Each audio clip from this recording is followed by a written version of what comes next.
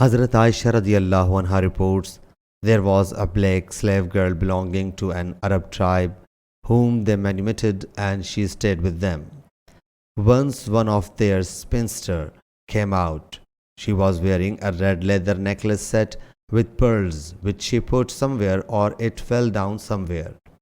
A kite happened to pass by it and mistaking it for a piece of meat pounced upon it and flew with it. It was searched for but was not found. The slave girl said, they accused me of stealing it and searched me, and even they searched my private parts. By Allah Jalla Jalaluhu, while I was still standing beside them, the kite passed by us and dropped it, and it fell amongst them.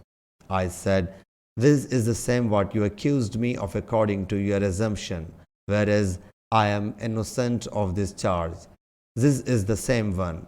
Thus she came to Allah's Apostle sallallahu alaihi wasallam and embraced Islam. Hazrat Aisha radiallahu anha states, a tent was erected or a hut was made for her in the mosque.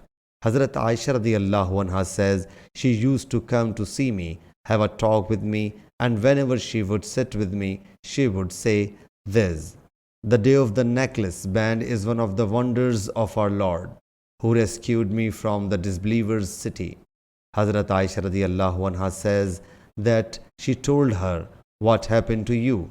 Whenever you sit with me, you always talk about it. Thus she told me this story. Sahih Bukhari, Hadith number 439.